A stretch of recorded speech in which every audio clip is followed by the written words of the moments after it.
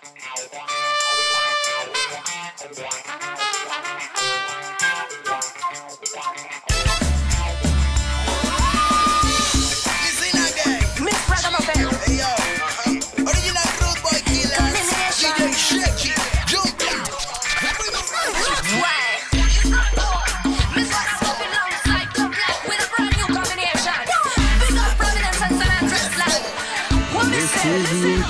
your host, Gus Summers, and we have our great in-studio guest, Johnny Vatos. Johnny, how are you? I'm doing well, brother. How was everything? No, it's going good. I'm really been busy getting ready to do these shows. We have July 22nd down at Comic-Con, which is going to be really fun. I really like that whole festival, and awesome. You know, a good-looking woman that'll dress up for you is a real plus in my life. Yes, absolutely. I'm with you. Then we have a gig July 30th at the Brixton down in Redondo Beach. It's kind of a locals show, and it's really cool because it's only like 500 seats, and it's real intimate, and a bunch of my friends are coming down. There should be some hot celebs and just dudes, you know? Yeah, right on. Chicks and dudes. Chicks and dudes listening to some great music. Yeah. That's right on. You know, that's fantastic. You know, everyone knows your music, and with every guest, I like to start off with one of my first questions is always, how'd you get started? Was there someone in your life that introduced you to the drums, or just? No, I like music altogether, and just like the Beatles and kind of people in our age group, we used to watch a show growing up called the Ed Sullivan Show. That's it. The Beatles were on it, and all these R&B acts, and the things that always caught my ear were the drummer, and I really always liked to drum twirling sticks with a big band, and I thought I could do that. Yeah, that's fantastic. I admire the drummers. I love Keith Moon, Ringo Starr. All these guys are just fantastic. And that's the beauty of the instrument.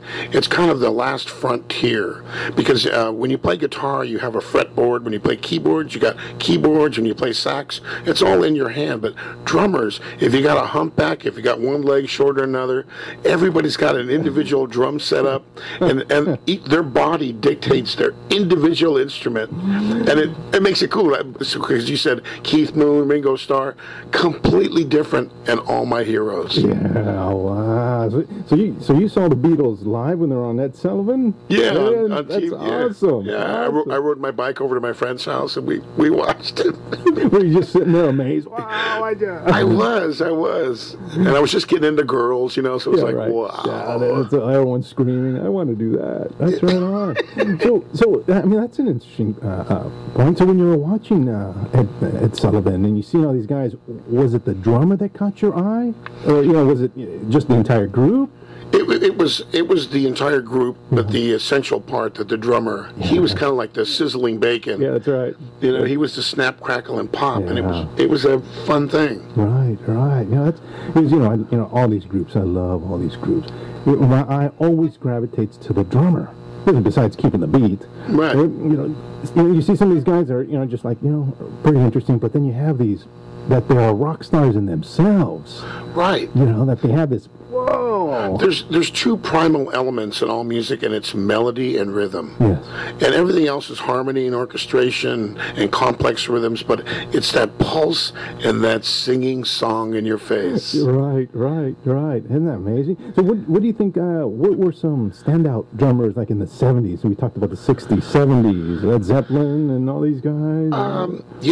I've always leaned more toward, because I grew up in Los Angeles, and I was a big fan of the Wrecking Crew, guys like Hal Blaine and all that stuff, and studio players. I kind of gravitated more toward musicians who played a lot of different styles, and I found out that a lot of them were jazz players.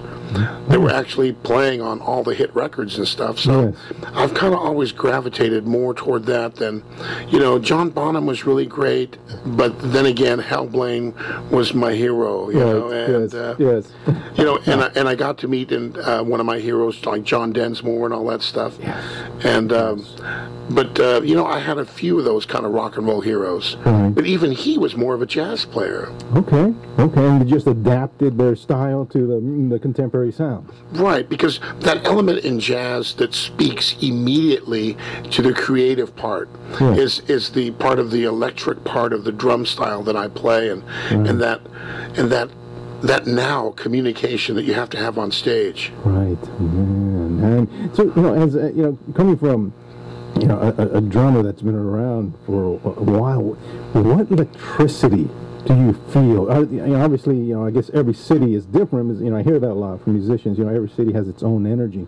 You know, as the person who is focusing on the band, is focusing on the audience, you know, focusing on your performance, does it become the same form of energy since so much is going on, or is it literally for you, you know, every city different in every venue?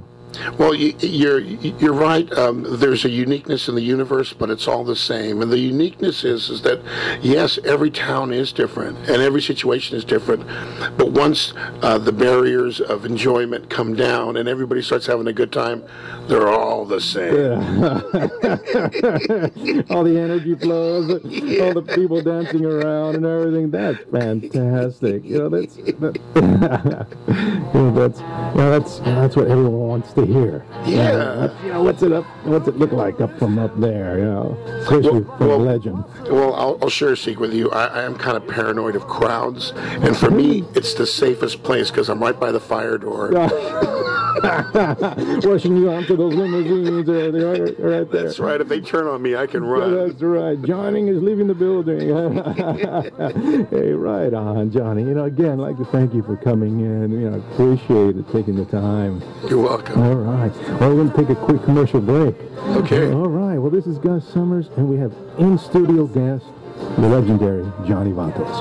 And we're going to have a lot more with him, and of course, the rest of this half hour and the next half hour. So you know what we're going to do. Quick commercial break, and we'll be right back.